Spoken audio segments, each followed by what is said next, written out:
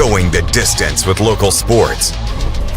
This is the X Sports Network.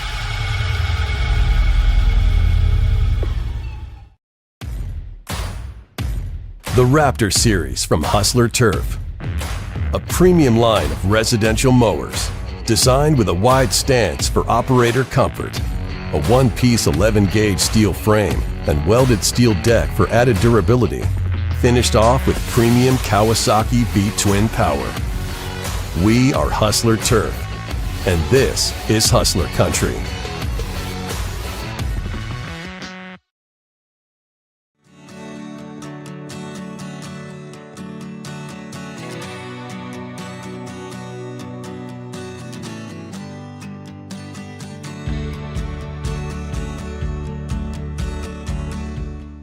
A&M Medical is Lawrence County's newest medical clinic, specializing in urgent and primary care. Practitioners Andrea Bain and Meredith Hutton bring years of experience and compassion to keep you and your family healthy.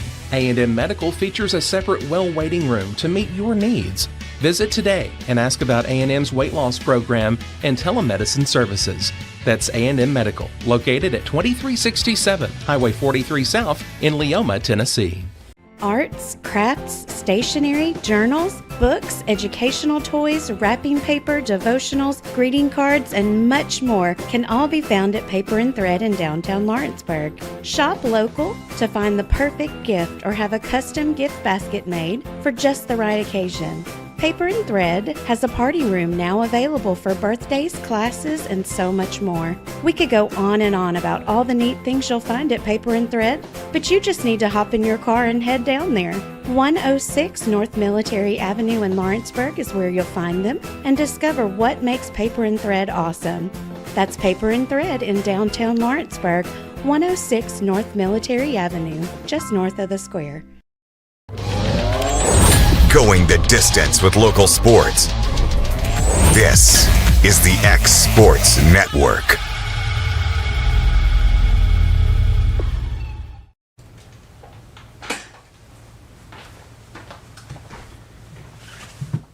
And happy Wednesday, everybody. Would like to welcome you into this Wednesday edition of the Mark My Words College Sports Show here on the X Sports Network. I'm your host, Michael Marks, and this is our first episode. We're actually going to break into all three sports. We're going to talk college football, we're going to talk college basketball, and we're going to talk college baseball. Sounds like a lot because it is, so we'll jump right into it. First, we're going to look at some college basketball exhibitions from this past weekend. We had some good matchups, some good ranked on ranked matchups. So we'll break right into it, looking at the three highest, I guess, combined ranked matchups. We'll start Sunday evening in Knoxville. Number 6 Duke went to the Food City Center to take on number 17 Tennessee. Duke would end up taking that one 83-76. For Duke, Cameron Boozer looked fantastic, looked better than advertised, to be honest with you. That Duke had an exhibition earlier in the season a couple weeks ago, where he had like 33 points and 12 rebounds. Follows that performance up in Knoxville against a very good rebounding Tennessee team. Goes for 24 points and 23 boards. He's probably my early player of the year candidate. Looks fantastic. Was one of the very few freshmen that was not bothered by physicality in that game. Isaiah Evans was really good for Duke. I believe he hit 5 3-pointers, had 22 points, 5 boards in that one. For Tennessee, it was a lot of new. It felt like everybody on the court, it was new. I mean, you had Felix Okpara, Cade Phillips back, but everyone other than that, Jacoby Gillespie, the new point guard transfer out of Maryland, he was fantastic, 19 points, 8 assists. Struggled a little bit shooting from the floor, as did Tennessee's 5-star freshman Nate Ament. He had 14 points, 10 boards. Was very aggressive taking shots, just had a tough time battling through the physicality, and that's his first college game on a court, and it was against number 6 Duke. It had some closed doors exhibitions against Ohio State, but this one was the first one on that court in Knoxville in Food City Center against a good team. And Duke is definitely one of the better physical defensive teams in the country, and I think that they're going to be fantastic this year. Number 1 Purdue took a trip down to Lexington, Kentucky, to take on number 9 Kentucky. That one Friday night in Lexington, and Kentucky got the win 78-65. Purdue had a really, really tough time shooting from the floor, and that's something you're going to see early in the season, especially with teams that have so much new. Purdue, though, is one of the teams that doesn't have as much new. Trey Kaufman ran 19 points, 5 boards, was one of the better scorers and rebounders in the country last year. Braden Smith, your do-it-all point guard that was an early player of the year favorite, 11 points, 4 boards, 5 assists. And then Fletcher Lawyer, 14 points and 2 rebounds for Kentucky. It was a lot of new for them as well. Lost a ton from that team last year for first-year head coach Mark Pope. But hey, freshman Jasper Johnson was awesome, 15 points, 3 assists. Otega Owe and Trent Noah had 10 points each. And then Mo Diabate, your transfer forward from Alabama, had 8 points, 9 rebounds. These look like two really good teams. They look a lot more sound defensively, both of them do, than the year prior. We're both some high-octane offenses that, as fast as they got up and down the court, it was going to lead to more opportunities for other teams in higher-scoring games. But it looks like I didn't watch this entire game, but it looked a bit slower-paced. But, again, both teams struggling shooting, so props to the defenses on this one. But look for two very good teams in Purdue and Kentucky. And the last one, number 19, Kansas at number 11, Louisville. You saw some words between Pat Kelsey and Bill Self, the head coaches, after the game, because Louisville, a team that went and got a guy from the G League to be on their team, which is just really strange, and it's put a kind of a new, I don't know, like a new frame of reference when it comes to recruiting. For you can look at some G League guys now, which I find extremely strange. I don't even know how to really break into that one, but I mean there are some more guys now trying to get a second shot at college because player was London Johnson, 6'7" forward, played for the G League, and was undrafted in the draft. I think it was the 2024 recruiting class, but anyway, did not get drafted, went to the G League, and is now coming back to college. We've seen a bunch of coaches, Tom Izzo being one sounding out about it. I'm not a big fan of it either. If you have made your way through college and you have left and gone to a different level, a professional level in that sport, you can't come back. That should be the rule, plain and simple. If I'm now I think there are some good examples, like I don't know why he's the first come to my mind, but Danny Ainge went and played professional baseball and then came back to basketball. I think there are some conditions like that, because I know we've had Kyler Murray got drafted 9th in 2017 for the MLB draft and went to college, went back to OU. I don't remember if he finished his any more baseball at OU, but ended up winning the Heisman Trophy and was the top pick in the NFL draft the next year. But, we don't want a guy to spend... Now, it's different in basketball, because in baseball and in football, you stay 3 years, barring some strange things with age. But typically, you stay 3 years, and then you go get drafted. Or you stay for a 4th year, stay for a 5th year. Some guys stay for 20 years now, it feels like. But once you're gone, once you are graduated, once you are, entered a draft process, so to speak, you should be able to come back. I feel like that it's going to ruin the integrity of the sport, and I know that there are teams I support. There's a guy that's doing the same thing, and Tennessee's in his top 5. I just don't want to be setting the precedent that if you don't make it in the NBA, because then you're gonna have a ton more one and dones that come back to college after not getting drafted, and I feel like it's gonna just ruin the integrity of the sport. We're having the same problem in college football. With I played 2 years JUCO. You get 4 years, maybe 5 if you red shirt, but after that you're a grown man playing football with teenagers pretty much at that point. But yeah, it was a great game between Kansas and Louisville. I got off on a bit of a tangent there. 90-82, Kansas took the win. Listen, Darren Peterson looks like one of the best guards in the country. The 5-star freshman for Kansas was awesome, 26 points, 4 boards. He's got a lot of Cade Cunningham about him. I know that's a comparison he gets a lot. He's a big guard. He's shifty. He can move, and he can score at all 3 levels. And I think that makes him a tremendous threat. Kansas at number 19 in the preseason poll feels a bit low for them. It's Kansas. They still have Bill Self. They've won a national championship in the last 4 or 5 years. they should still be respected as such. And, I'm all in on Kansas this year. I think they're going to be fantastic, especially when you got a guy like that can go get you 26 on a team like Louisville. Now on to the Cardinals. He didn't get a good game from Michael Brown, Isaac Neely, your two big offseason additions other than London Johnson. Ryan Conwell, though, 26 points for the Cardinals was really good. Javon Hadley, 13 points, 9 boards. I think Louisville's going to be a tough out this year. I know we get Kentucky and Louisville pretty early in the season. That's going to be one I've definitely got my eyes on in that one. We'll hop over to the schedule. Hey, the regular season starts Monday, folks. We got games all day that day. We'll see if we can pull up some of the bigger matchups. We got a game starting at 10 a.m. on YouTube, folks. Bradley St. Bonaventure will get you started with the 2026 college basketball season. The Field of 68 opening day marathon. They got games on YouTube all day. Omaha, Murray State, North Arizona, Drake. I mean, these aren't going to be big programs, but definitely we'll get some good stuff. I'll see if we can find some ranked on ranked matchups coming up in this one. Obviously, Florida-Arizona is going to be the one to watch on opening night. You got Arizona coming off a Sweet 16 berth, but you lose Caleb Love. You lose some guys like that. Florida, you lost all your guards. There's no Walter Clayton. There's no Will Richard. There's not going to be Elijah Martin. But you brought in some transfers. You brought in Boogie Fland from Arkansas, the transfer. You lose Denzel Aberdeen. I don't know how much of an impact that's really going to have. You got Thomas Houck back. You got your big men back. You bring in Xavier Lee from the transfer portal. Florida could be an extremely fun team to watch in their own right. We'll see what else we got going on here.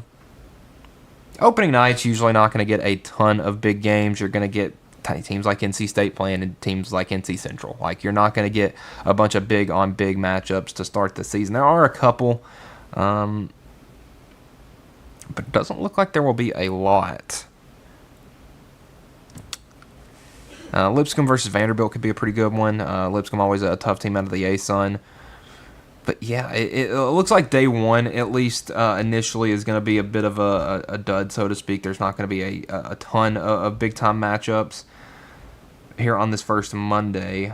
And yeah, not a bunch of big-time matchups there. But on Tuesday, you got the Duke Texas and the Dickie V Invitational. You'll have some more games. So yeah, I mean, say college basketball is coming up on Monday. It's going to be a great season. There's a ton of good games early in the season. ACC has kind of backed off on as many conference games, so it allows them to play more out of conference games, some bigger ones. I mean, I know we got Duke and Arkansas playing on Thanksgiving. So yeah, a bunch of good games in that one. On to college baseball. Tennessee found their baseball coach. It did not take very long. Obviously, we had the Tony news break on, I believe, last Wednesday. Josh Elander was announced as Tennessee's 26th head baseball coach back on Saturday. Had his opening press conference Monday.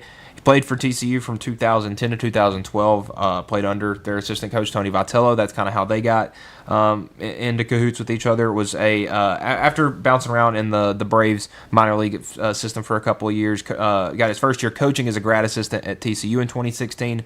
Then met back up with Tony V as a volunteer assistant at Arkansas, and then followed Vitello to Knoxville, where he was the assistant coach and recruiting coordinator from 2018 to 2021, and then in 2022 was named as the associate head coach while remaining at the recruiting coordinator.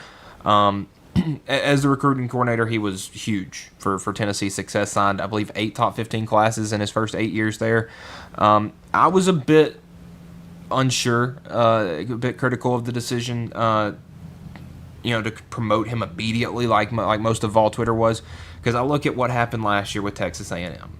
You're coming off a College World Series championship berth, and your coach leaves for Texas. Jim Schlossnagle takes most of his staff with him. Michael Early stays back, gets his first head coaching gig as a young guy, and the season did not go well. That team lost a lot of talent. That team lost their entire coaching staff. That team lost a lot. That's why I was unsure, because Tennessee has lost a lot from last year. They have a bunch of young pieces, though, that have played a ton.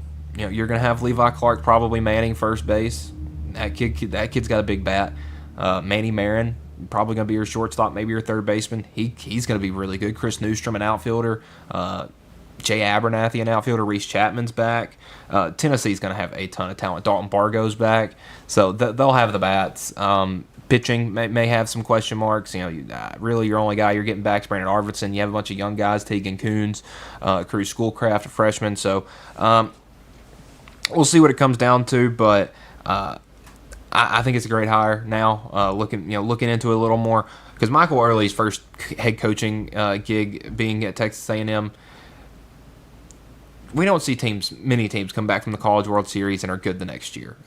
Just look at the past couple of years with Tennessee and A&M, for example. Neither one of them made it back to Omaha. A&M didn't even make it to the postseason. At least the Volunteers made it to a super regional, to a team that was, one of the Final Four teams. So I guess you could say they're one of the teams that fared a little better, but not by much. They made it to the Final Four of the SEC tournament, but not. Again, that's kind of where it ended. The year before that, it was LSU and Florida. I mean, neither one of them were really great in 2024. LSU was able to make a run to, I believe, a super regional. If not, they lost in the regional. I know it was to North Carolina. It was that was a great series. So, typically teams don't go to the World Series and come back initially, immediately being great. Usually you have a bunch of kids leave, because of, most of the time those teams winning are a bunch of juniors, a bunch of seniors, some sophomores maybe in there. So you lose a lot. I think this is the staff that can do it. Most of the staff is staying together. Ross Kivett's still going to be there. Frank Anderson's still going to be there. Quentin Everhart is still going to be there. I think he's a big piece to keep around, because we saw the success he brought Tennessee starting in 2023. I believe that was his first year back, and we see they have been smoking home runs since 21 even. They hit over 100 that year. So. I'm confident in it, and he's got a young staff around, or a good staff around him to kind of lead him through all of this. Not going to make it incredibly difficult, but I also don't think it's going to be immediately back to Omaha this year, back to Omaha next year. I think it's going to take him a couple of years to kind of get the ropes of it. But retaining most of his staff was absolutely huge. We'll hop back to college football now. So 3 sports and feels like for just about 5 minutes. College football playoff. We get our first rankings next Tuesday. That will be our initial rankings. I've been going through week after week, kind of giving what I would imagine the rankings would look like. And these aren't necessarily an as of now, but it's also not like an end of the season prediction. It's kind of a mix between the two, because obviously, last week I had what's the team? I had Oregon at 6. I had Texas Tech at 10. Well, I have Oregon at 8 now. Texas Tech is on the outside looking in.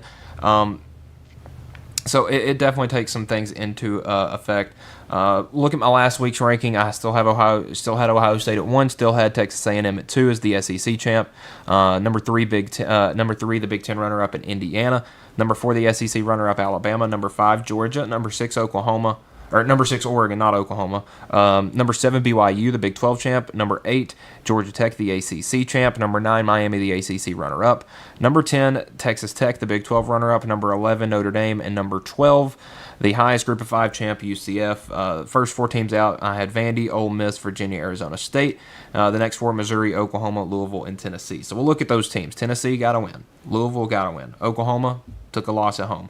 They're out. Don't know if I had them. I didn't have them on my on this week's. Missouri lost. They're out. I think they're probably done. Arizona State, they're out. They're done.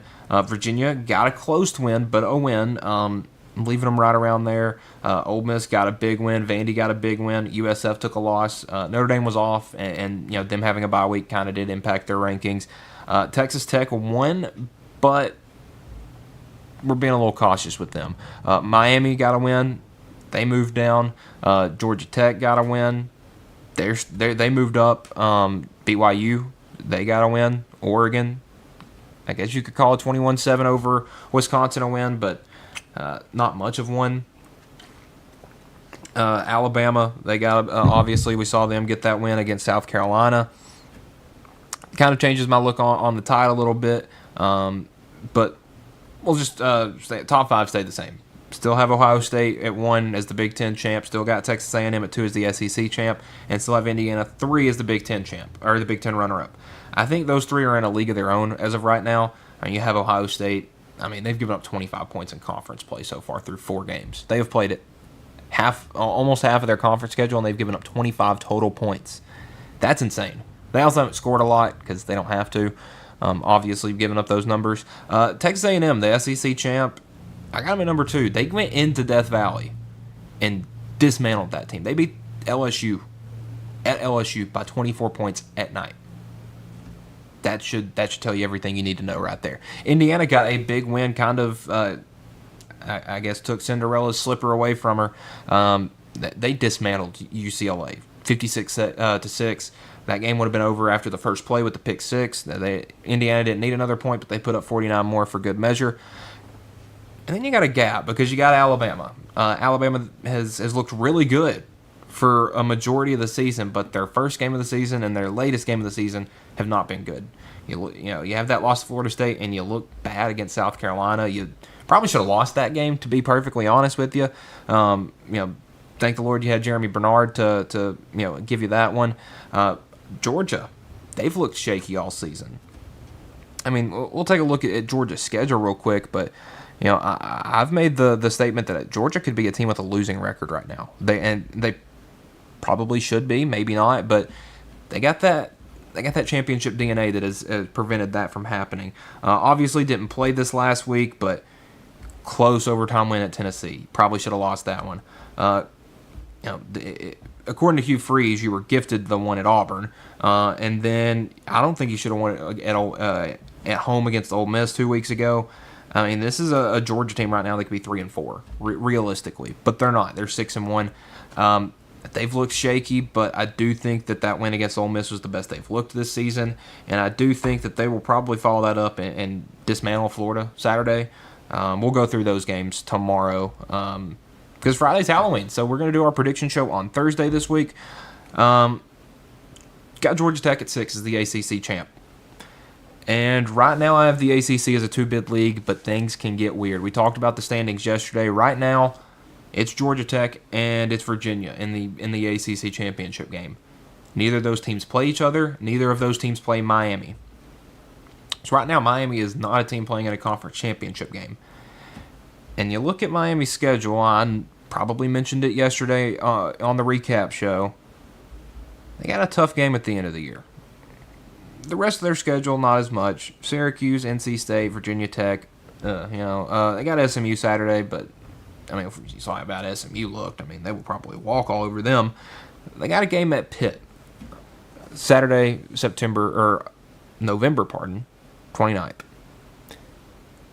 I've seen a Miami season end short of the playoff because of a loss to Pitt. They had this game last year and lost that game to Syracuse. So we'll see if Cristobal can finally get over the hump, but it happens every year. And it's happened every year that Cristobal's been there, and it's happened the past 2 years that you've had top 5 picks at quarterback. You start the season hot. I mean, you come out of the gates running. You beat Notre Dame. Great. You get that midseason win against Florida State. All right, you're looking good. Then you lose a Friday night game to Louisville. I mean, that's not a game you should lose. Last year, I compare that game to the Georgia Tech game. You shouldn't have lost that game, but Georgia Tech was kind of a team up and coming, and they got some hard-nosed players, hard-nosed coach. And that's how it goes. And then you lose that game to a 4,000-yard passer and Kyle McCord at Syracuse. I think they're going to lose that game to Pitt. And at that point, the ACC is a 1-bid league. Number 7, BYU, the Big 12 champ. Right now, I have the Big 12 as a 1-bid league. It feels crazy to say that because a couple weeks ago, I mean, BYU was in, Texas Tech was in, Arizona State was on the outside looking in. I mean, that was literally last week. And, it's changed a lot, with some injuries, with some unfortunate things, some circumstances. Right now, I got the Big 12 as a 1-bid league. Number 8, Oregon as an at-large. Number 9, Miami is the ACC runner-up. They'll make it if they win the ACC championship, obviously, but if they don't make it to that game and they drop another one, they're done. A 10-2 without a conference tournament appearance or conference championship appearance from Miami, they'll be done. I got Ole Miss at 10. They jumped back in after the big win at Oklahoma. And then number 11, I got Vanderbilt in. This is their first time they've made it into my rankings. And listen, they're 7-1, and they have maybe one game on their schedule. Though I imagine they will split Texas and Tennessee. If they lose to Texas this weekend, they'll beat Tennessee. If they beat Texas, they will lose to Tennessee. I'm convinced that they will split those games. But I got them in, and I think that at 7-1 and with a 10-2 record at the end of the regular season, they'll probably make it. They won't be in the SEC championship game. That one is pretty locked up right now. It's Bama and Texas A&M. But things can get interesting. And then a new Group of 5, highest-ranked Group of 5 champ, got Memphis right now. There's a couple of teams close. USF's done. A Group of 5 with 2 losses will not make the playoff, at least this year. Because there's a ton. I mean, the AAC, the American, has been awesome this year. The Mountain West has got a couple of teams. I guess you could say that James Madison might still be alive, but for the most part, it's going to be a team out of the American with a slight chance at San Diego State or UNLV. First 4 out, I got Texas Tech. Listen, Baron Morton's injured. Will Hammond's done for the year. You're relying on a freshman quarterback. It's not going to do you much in the playoffs. I just don't see how they can. They can. I mean, they could mosey their way back in, but they have a tough end of the season, and with a beat up team like them, it's gonna be tough to win. Got Notre Dame. It's the second team out right now. Simply the fact that they have 2 losses right now to my number 2 and number 9 teams in the country, and they probably could have won both of those games if they wait a little bit to score against Miami, or if they, can hold an extra point against Texas A&M. They probably win that game. So I got them on the outside looking in. I think at 10-2 Notre Dame, they'll need some style points along the way because that strength of schedule at the end isn't very good. I got them. I think that the 10-2 Notre Dame will probably make it, but who knows? Virginia, look, they got 1 loss right now. They probably should have 3, maybe more. Judging off of how they've played the past couple of weeks. Listen, I'm a good game from Virginia away from putting them in. They got a chance Saturday. They got to go to Cal. I guess that would be a 12:45 local time kick, but 2:45 here in Central Time.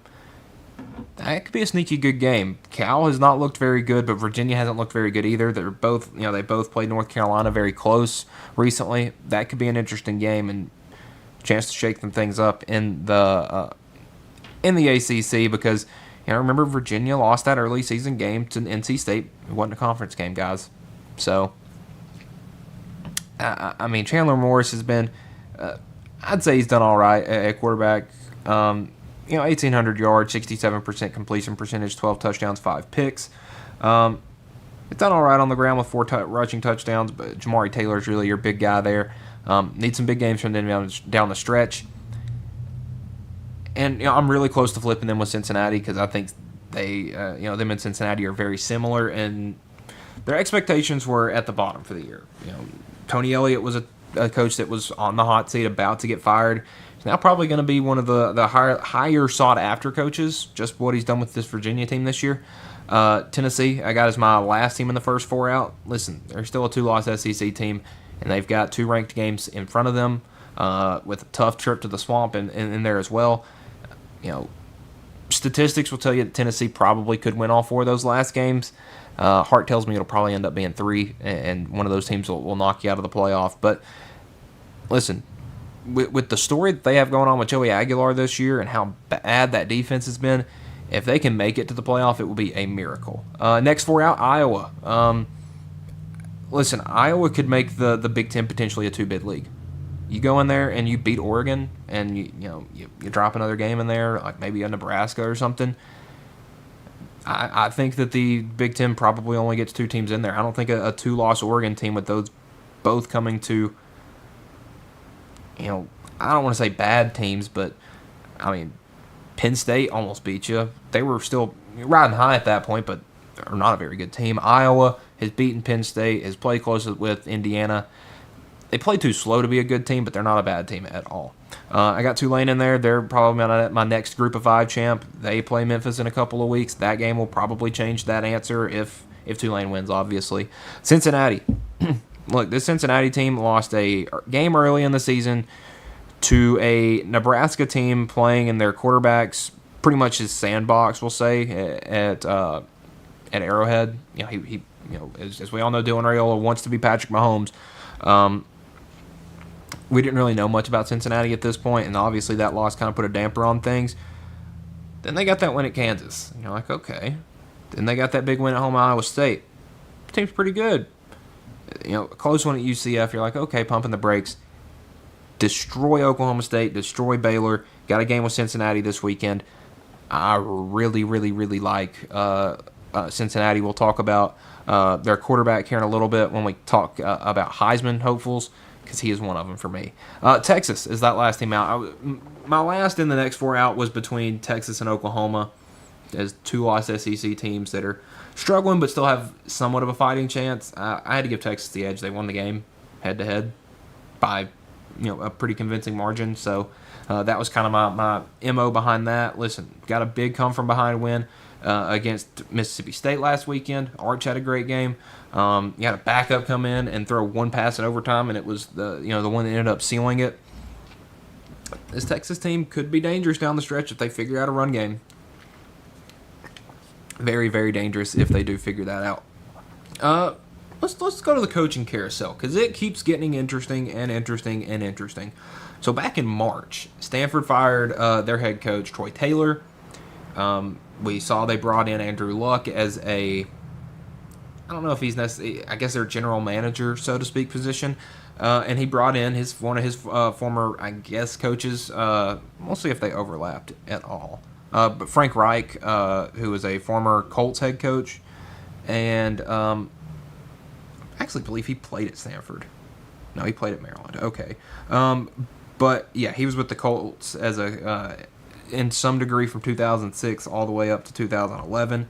Came back as a head coach in 2018, obviously. So he spent some time around those Andrew Luck teams in the latter half, so I guess. So, has a good relationship with Andrew Luck and was brought in as pretty much, hey, you're the interim for the year. That's all you get. We're going to look for somebody next year. I think he could probably throw his name in the hat. I don't think he would get it. From what I've seen, Tavita Pritchard, he's the Commanders' QB coach, is the guy that Stanford wants. He is a former Stanford guy. Was on I believe he was the quarterback right before Andrew Luck, if I am correct. Let me look that up real quick. But he is kind of he's the guy they want. Okay, he was an assistant. So he was the quarterback at Stanford from 06 to 09. So that led up to the Andrew Luck days. And then he was an assistant with him 2010 all the way up to 2022. Where he was their offensive coordinator under the last couple of years of David Shaw. Was their quarterbacks coach before that. And then since 2023 has been with the Commanders. And the Commanders, we've seen what they've done. Jaden Daniels looks awesome for them. They're a fun football team. I think at 38 years old, you're not going to find a better young head coach. I think it's somebody you could rock for a while. And I think it'd be a good hire for him because nobody's expecting anything crazy out of Stanford. But being in the ACC now is going to be a little tough, and you're probably going to want a professional head coach or a guy that's been at the pro level at least to be your head coach. We'll probably see another team take an NFL coordinator or coach coming up. Actually, the next team, UCLA. Dan Mullen is the name I can't get out of my head for the simple fact that he's in Las Vegas. He's right there down the road, and he's come back to coaching. Was fired at Florida after the 2021 season, I believe. Yes, 2021, where it was just a rough year, and it was kind of what they did with a bunch of coaches right now. So you had one rough year and a bunch of good years, you're done. He's had a great year at UNLV. I think he's probably hit close to the ceiling you can hit with that team. They can get a little better, but I think he's going to be looking for a big head coaching job. Tommy Rees is another name I've seen thrown around, especially for the UCLA job, but really any head coaching job. He's a young guy. He was the offensive coordinator at Notre Dame under the last couple of years of Brian Kelly. First couple, I believe, just the first year of Marcus Freeman. Then went to Alabama. They followed him and Tyler Buckner went to Alabama. Was the OC there for the last year. Nick Saban didn't go great, and then was hightailing it. He's the Browns' offensive coordinator right now. Their offense hasn't been anything special, but you look at the talent he's trying to produce with. Okay, you have a rookie quarterback, a rookie running back, and then just a bunch of not big names around him. I think he's an extremely talented head coach. He tried to make Jalen Milroe look really good. I think that's an interesting name to throw around for UCLA. But there's a ton of Tim Skipper, your interim head coach. We see his name finally rolling around, by the media. Not as a candidate for the UCLA job, but just as he's the head coach, not Jerry Neuheisel. He's the interim offensive coordinator, not your interim head coach. I feel like most people don't even know that at this point. On to Virginia Tech. They fired their head coach the exact same day that UCLA fired Deshaun Foster. They're another team I think is the same level as UCLA right now. And looking at jobs, it's just one of them is in Blacksburg, Virginia. The other one's in Los Angeles, California. I think Shane Beamer is a name that's getting thrown around right now just because we've seen that seat at South Carolina starting to get a little warm. I'm not going to say it's hot, but it's getting a little warm. I think the head coach that they should get is right up the road, actually. A guy by the name of Bob Chesney. He is 48 years old, so a relatively young head coach. He was the coach at Holy Cross from 2018 to 2023, and he's been the head coach at James Madison the last 2 years. Listen, he's got 127 and a 51 record as a head coach. He's 3-3 in the Division II playoffs, 2-3 at Division I. He's good. Won the Patriot League 5 times in a row at Holy Cross. His second year there, all the way up to the time that he decided to move to James Madison. He's good. And he is right down the road at James Madison. That's in Virginia. It's right there next door. I think that's probably your best bet if you want to try to change things up. I know the Shane Beamer hire seems popular. Frank Beamer was legendary coach there, coached for forever. So you'd think, bring in his son. You're probably not going to, get a bigger name, I guess you could say, because he is technically an SEC head coach right now. So I think this is a name that gets thrown around big time. But Bob Chesney would be the guy I would get. The name I'm hearing the most right now is Shane Beamer, though. Oklahoma State's an interesting one because there's a ton of guys up for this job. All of them are guys at smaller schools in Texas. I think Jeff Traylor's the first one you look at, the head coach at UTSA. He's been really good, Jeff Traylor has, in his career. He took the UTSA job back in 2020 and made them really, really good.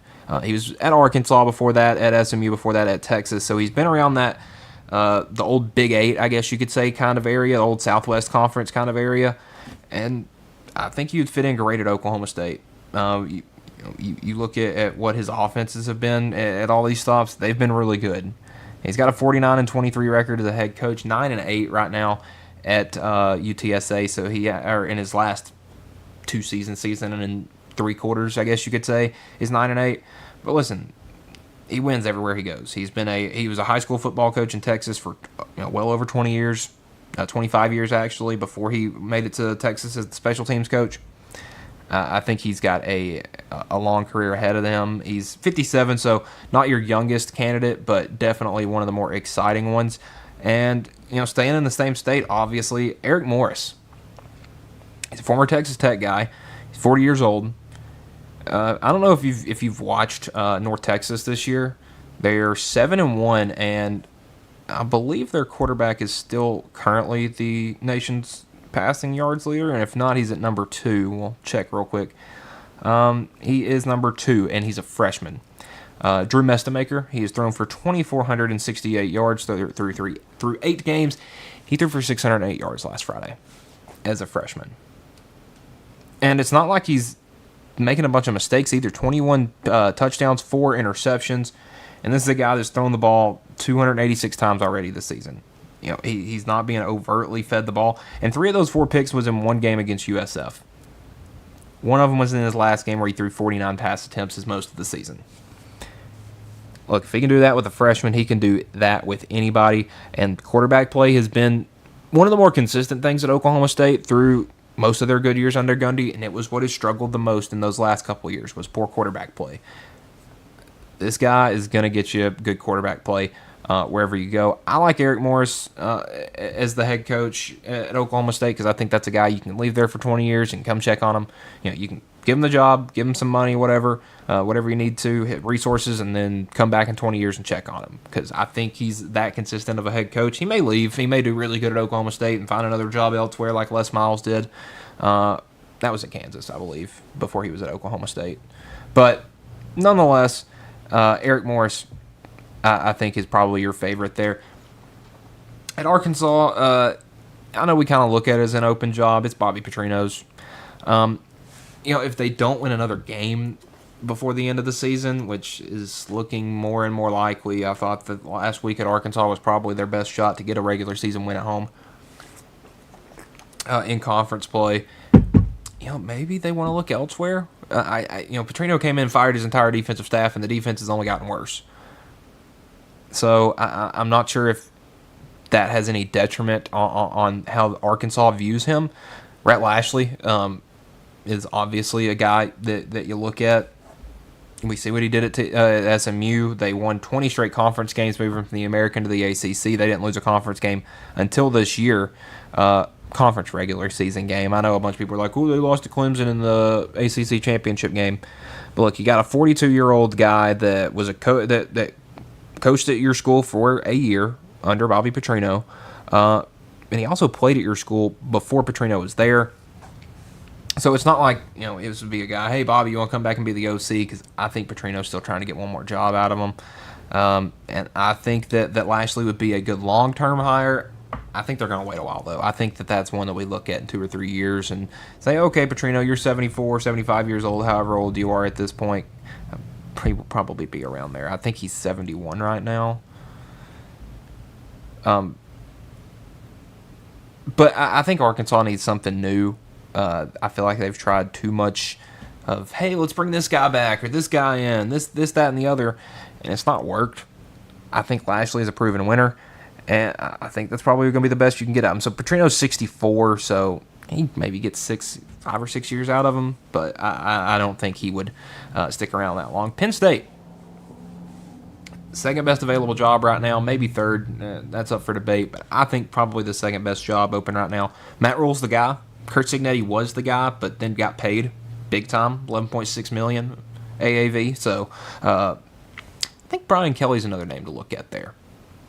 He's from sort of that area. He's a Northeast guy. Is coached all around that area. I mean, he coached at Cincinnati, coached at Notre Dame. So he's a guy that is I guess you could say a proven winner in his own right there. Also 64 years old, so not a long-term hire there. But look, he's been in that area for forever. I mean, go all the way back to Grand Valley State. He was a GA there in the 80s and eventually their head coach in the 90s and early 2000s. Was at Central Michigan. Had some good teams up there. Cincinnati, obviously, we know what he did there. And then Notre Dame made it to a national championship in his third year. Hasn't had as much success at LSU. But I think that could change. I think he could, listen, Brian Kelly is 10-2 personified. But he wins a big game every once in a while. I think you could ship him off to Penn State. He'll go 10-2 every year. Might beat Ohio State once in a while. Might beat a Michigan every once in a while. Might beat an Oregon maybe. I think that's all you look for him. I feel like Penn State's been lifted up on this pedestal ever since, you had Bobby Petrino there for like 50 years. I mean, you won some, but not a ton. And then, they struggled for a couple of years, brought in, you bring in James Franklin, and, he gets you to the Big Ten championship game in 2016, never got you back, but felt like other than the COVID year, he never had a bad year. It's just he couldn't win the big game. I think James Franklin will get another head coaching job. I don't have him listed here, but he'll get another one pretty soon. And it could be this one, honestly. The next one I have mentioned, Florida. I think he could fit in right there easily and get a pretty penny from him too. I'll go ahead and list them on here. I typically have left it to 2 names, but since I only listed 1 for Stanford, I'll do 2 for Florida. Listen, I think Eli Drinkwitz is probably your top name. He's made Missouri a winner. That should be enough right there. You make Missouri a winning football team. That's really good. Not many guys can do that. and I think he's looking for more resources, and I think Florida's a great spot to get it. Much nicer weather, a much nicer appeal, I guess you could say, is Gainesville as opposed to Missouri, South Carolina, or Columbia, South Carolina. So, I like Drinkwitz. He's a goofy dude, but I think would fit in at Florida perfectly. If you look at some of their last couple of head coaches, the Will Muschamps and the Jim McElwains and the Dan Mullen, these are all goofy dudes. So I think they fit. Jed Fish, he's the Washington's head coach. He's the guy that likes to move around a little bit, kind of like the Buzz Williams of college football. He can build your program back up. Will he stick around long enough? But got a pretty good shot. Florida's his alma mater. And, I think Jed Fish is one of the better, I don't want to say young necessarily, but he is a young head coach. He's 49. He is, he was a GA at Florida after he got done. I don't believe he played at Florida, but he was GA there for a little bit. Has bounced around all over the place. Was actually an interim coach at UCLA a couple years ago. So maybe throw his name around for that job. But he got Arizona. He built Arizona up. He built Washington up. I mean, they kind of were on a downward spiral following the national championship because all your guys left, all of them transferred, all of them graduated, your coaches left. That team was gutted, and they didn't lose a home game last year. They went 6-6, but didn't lose a home game. And they're off to a great start this year. I think Jed Fish could be the guy at Florida. And James Franklin, why not? This dude's won in the SEC before at Vanderbilt. He was winning games at Florida for Vanderbilt. Vanderbilt doesn't win games in the Swamp. Not many teams do. Well, teams do now, but that was an unheard of thing in 2011 and 2012 when he was doing those things. Give him more resources. Give him what, because I think Florida is a nice change of scenery from Happy Valley, Pennsylvania. So, yeah, I think James Franklin, but right now my favorite for that one is Eli Drinkwitz. And then LSU, one of the more coveted jobs, probably the number one job in the country right now. Lane Kiffin's getting thrown out a ton for this one and for Florida. Lane Kiffin's not coming to Florida. Lane Kiffin's not coming to LSU. If you can, you would have to pay him $15 million a year to get him to leave Ole Miss, and even then, I think he would turn you down. Because I don't think it's a money thing. I think Lane Kiffin has built Ole Miss into a contender, which Ole Miss has never done before. And right now, I think Ole Miss, he's beaten both of these teams. Obviously, he lost to Florida last year. We'll probably beat him this year. LSU and Florida are better jobs and better teams than Ole Miss is better than Florida and LSU. It's simple as that. It's the head coaching right now. And listen, Lane can get whatever he wants at LSU or at Ole Miss. I feel like he would, and he's always going to be on the cool seat. He's never going to have a hot seat because Ole Miss was one of those teams that was going, in the 5-7 to 7-6 range pretty much every year. They had a couple good years under Hugh Freeze, but other than that, they are typically not a very good team. He's made them a good team.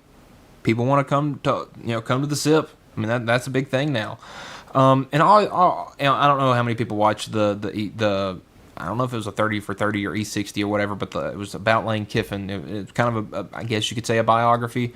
I don't think he's going to leave Ole Miss for the simple fact that his family's together. And that was a big thing in that. And he almost took the Auburn job before Hugh Freeze did. But his daughter, who is a student at Ole Miss right now, kept him at Ole Miss. I think she's a junior or a senior at Ole Miss once, so she'll be out of the house and gone before too long. His son's a sophomore or a junior quarterback at Oxford High School in Mississippi. He doesn't want to. I think he said he doesn't want to play for his dad. Oregon is a team he wants to play for, so maybe he could be gone. And so maybe at that point that he would be open to leaving, but I think right now while he's got his family together, they're not going anywhere. John Summerall, guy at Tulane. Listen. Guy was just talking about Lane Kiffin. Said this guy will have an SEC coaching job this year. Most people thought that was going to be at Ole Miss because Lane was going to leave for the Florida job. That's not going to happen. I think John Summerall will be a great hire for LSU. One, he's in the state already. He's at Tulane. And Tulane has been very good even before Summerall. He's the head coach at Troy for a couple of years. He's been the head coach at Tulane. This is his second year. He's 38-10 as a head coach. He's coached under Lane Kiffin. Actually, no, that was actually pre-Lane Kiffin. He was at Ole Miss before Lane Kiffin. Was the co-defensive coordinator and linebacker coach at Kentucky for a couple of years. Played at Kentucky. And I think you could probably throw him in for that job when it opens up. But for jobs that are open right now, because I'm not going to say John Summerall's going to be the next coach of Kentucky when they haven't fired Mark Stoops yet. I think we know that one's probably going to come to an end at the end of the year. Brent Key at Georgia Tech. I get Brent Key's home. He is at his alma mater, and they are good. The best they have been in, I think they're saying like 60 years, something like that. 1966 is the year I'm seeing getting thrown around a lot. But listen, this dude was an interior offensive lineman at Georgia Tech in the late 90s. He coached at UCF for forever, from 2005 all the way to 2015, was on that staff as an offensive coordinator. Was the O-line coach at Alabama for a couple of years, 2016 to 2018. If those Alabama offensive lines bring anything back, then went to be the offensive line coach and the assistant head coach at Georgia Tech in 2019.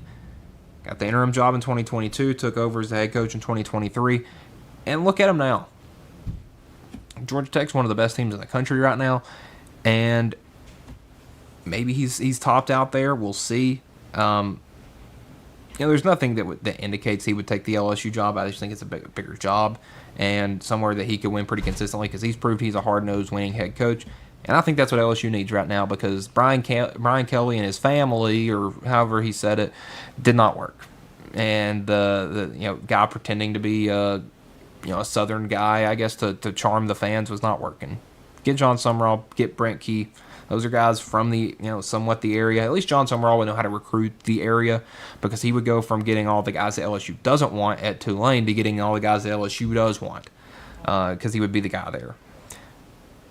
So, yeah, and all those guys are mostly coaches elsewhere, which means another job's going to open up, which means someone else has got to fill that. So I think we're in for the wildest coaching carousel of all time this offseason because as soon as that regular season ends, these teams are going to start hiring head coaches. So, early December, maybe even the last couple days of November, you would see a head coach get hired.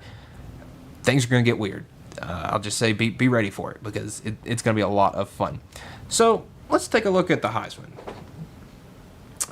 Looking at the actual odds right now, number 1, Fernando Mendoza is still there. Number 2, Ty Simpson. Number 3, Julian Sand. Those 3 have been there most of the season and will continue to be there.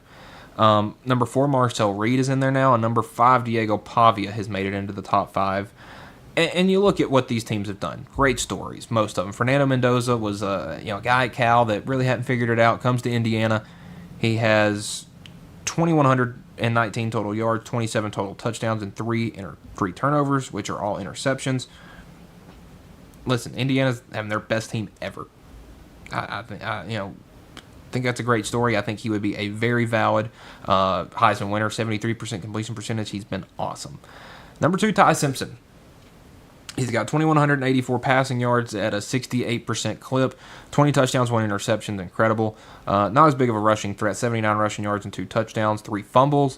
Team 7-1. So 2,321 or 2,263 total yards, 22 touchdowns, 4 turnovers. Nothing flashy, but Alabama's winning. They're 7-1. Julian Sand over at Ohio State, 1,872 passing yards, 80% completion percentage. Now, when you're throwing to NFL wide receivers playing against the glorified high schools most weeks, that's what's going to happen. 19 touchdowns, 3 interceptions, 17 rush yards, no rush touchdowns. Team's 8-0. He's solid. Gets the job done. I don't think he's very flashy, though, and I don't think that... when I look at Heisman as if you took that guy off that team and put an average quarterback there, where would they be? Ohio State would be in the exact same spot, and whoever the quarterback would be right there. Fernando Mendoza at Indiana, I think he's tremendous. Ty Simpson in Alabama, well above average. You look at an average quarterback in the SEC, it's a guy like I don't know, I hate to say a name just because you look at all the names that were highly touted early in the season, and now where they are now. We'll take a look. We'll take a look at who would be an average SEC quarterback. Based off most statistics, you're looking at a guy like most of these guys have been injured. I guess like a Cutter Boley. He's all right. maybe a Bo Prabula, someone like that. Where would this team be? I think Alabama would probably still be 7-1, maybe 6-2. But Ty Simpson's been pivotal to that. I don't think he shouldn't be up here. Julian saying, I could be the quarterback for Ohio State, and no, I'm not saying put up those numbers, but I'd put up decent numbers. I mean, you got Jeremiah Smith on one side, you got Carnell Tate on the other. They're awesome. Marcel Reed at Texas A&M. He's a newer name this week. Obviously, the big win at Death Valley. He has 1,972 passing yards, 61% completion percentage. So it's a little low. 17 touchdowns and 6 interceptions. So he's a little up there in the turnover numbers, but 349 rushing yards, 6 rushing touchdowns, and Texas A&M's having one of their best seasons ever in school history. So that's a guy that has 2,321 total yards, 23 touchdowns to 6 turnovers. That's really good. And then number 5, based on betting odds, is Diego Pavia. 1,698 passing yards, 68% completion percentage, 15 touchdowns, 5 interceptions, 458 rushing yards and 5 touchdowns, and a 1 fumble. Vanderbilt's having their best season ever, and he has 2,156 total yards, 20 touchdowns to 6 turnovers. I just don't feel like those numbers are that gaudy compared to some of these other guys. So I've got a couple of guys I want to throw in there that I feel like should be much higher up in these odds and aren't for some reason. At number 4, I got Brendan Sorsby, the quarterback at Cincinnati. This dude has been insane on a tear this year. And, Marcel Reed, you take him out of Texas A&M, put another guy there. They're probably 6-2 right now. They're probably going to finish 8-4 again. They're going to be an average at best SEC team. So I think he gets a bit credit there. You take Diego Pavia away from Vanderbilt, they're 2-5 maybe. I mean, let's be honest. This is a very good team, but he's kind of the spearhead of it. I mean, we'll take a past example because I don't want to wish anything to existence. If Diego Pavia got hurt last year, we'll say right after the Alabama game, I don't know how Vanderbilt does the rest of the year. I don't know if he comes back. There's a lot of things like that. But, we haven't seen Vanderbilt without him in a game. We've seen him play injured, games like Kentucky and Auburn and stuff like that. But you take him off that team, yeah, I see it. But I just don't feel like his stats are well enough to justify being the most valuable player in college football. I'll tell you, Sorsby does, though. 1,843 passing yards, 65% completion percentage, 20 touchdowns, 1 interception, 425 rushing yards, and 7 touchdowns. So on the year, he has 2,268 total yards, 27 touchdowns to 1 turnover, and Cincinnati's 7-1. Listen, many people, including myself, were calling for Scott Satterfield's job at the beginning of the season. We were just wondering how long Cincinnati would make it. Cincinnati is 7-1, one of the first teams out of the playoff, and right now have a one-way ticket to the Big 12 championship game as long as they can finish. I believe they got BYU in a couple of weeks. That is their last tough game remaining. Cincinnati had terrible expectations. You want a good story? Go look at that guy. Look at what he's done, his journey. He transferred from Indiana into Cincinnati to kind of, I guess, make that transition down, and it's been awesome this year. I'll throw Joey Aguilar in there. The dude's 4th in the country in passing yards. He has 2,344 passing yards, 66% completion percentage, 18 touchdowns and 6 interceptions, 91 rushing yards and 2 touchdowns on the ground and 1 fumble. So that is 2,435 total yards, the most out of anybody I've set up here. 20 touchdowns, which is the least out of anybody I've set up here. He doesn't have the touchdown number, surprisingly, and 7 turnovers, which is also the most out of anybody up here. But listen, Tennessee had definitely low expectations coming into the year because nobody thought Joey Aguilar would be anything. He transfers from UCLA, but couldn't transfer until he finished his classes at Appalachian State that ended in May. So he's been with Tennessee since June, July, half of August for training camp. 2.5 months. And, one of the most yardage guys in the country. And Tennessee's still alive for a playoff spot.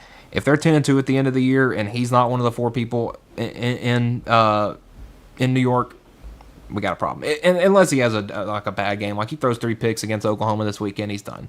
But, he throws for 360 yards, 3 touchdowns and a pick, and, rushes for a touchdown. He should probably be number 2 or number 3 at that point. So that is my look at the Heisman list, and we'll take a look at some of the midweek college football games because it's the best thing about late October, early November. You got games every night of the week, it seems. I believe we actually had some last night because Conference USA has done their best to take over the the midweek on Tuesday as of now. Kennesaw State improves to 6-2 with a big win over UTEP, 33-20. Look, Kennesaw State's been one of the funnier teams to watch this year. Just the fact that they were not very good last year. And Belcher, their running back, 113 yards and a touchdown off 24 carries. That's about 5 yards a carry. They're good. They run a two-quarterback kind of look, which can be a bit strange, but they should be really good. And one of those teams I talked about earlier for a playoff spot, and against one of the former coaches I had on that list, I had G.J. Kinney on that list from Texas State to be the Oklahoma State job for most of the year. Texas State has not been very good this year. Could be because he's focused on another job, but they scored all 20 of their points in the second quarter, and James Madison absolutely whooped them 52-20. Look, Virginia Tech is what you get with Bob Chesney. He's 7-1 right now, and the Dukes are rolling. Their quarterback had 362 yards of offense and 5 touchdowns. He was awesome. Because he runs and throws. JMU is 7-1 right now, and they could be really good, really, really good down the stretch. So the games we have on tonight, we got 2 more, both in the Conference USA. Jacksonville State is traveling to Murfreesboro to take on MTSU. That's 4-3 Jacksonville State. That's 1-6 MTSU. Don't know why they're only giving Jacksonville State -3.5. They'll cover. Derek Mason's probably not going to have a job next week. Actually, I don't know how long they'll keep him up there at MTSU, because this is one of their worst year. This is probably their worst year in program history. If not, it's getting there. It's 7 o'clock on CBS Sports Network. You got Florida International. You got Missouri State. These are 2 of those teams that are around 500. You don't know what you're going to get out of them. And those are usually the most fun games. It's at Missouri State, so I would say that favors them a little bit. But you never know. We'll take a look at some of the games for tomorrow, because I'll just preview Friday and Saturday tomorrow. You got Marshall, who is 4-3 going on the road to face 4-3 Coastal Carolina. That should be a fun one. That one at 6:30 on ESPN2. And then at 6:30 on ESPN, you got Tulane going on the road to face UTSA. Tulane's had a really good year. UTSA has not had the best year. But those are 2 head coaches that are probably not going to be with those teams next year, coaching for. And this will be a funny, I guess, look at the future. This could be in 7 or 8 years, this could be a Sugar Bowl matchup. Jeff Traylor and John Summerall. So that could be a good one coming up there. So that will do it for this Wednesday edition of the Mark My Words College Sports Show here on the X Sports Network. Tomorrow we're going to do our prediction show. We'll predict all the games from Friday and Saturday. Not all of them, but all the big ones. All the ones that should be pretty good. And this week's a great slate. So that will do it, and we will be back tomorrow. So for Michael Marks, this has been the Mark My Words College Sports Show. Have a good day, everybody.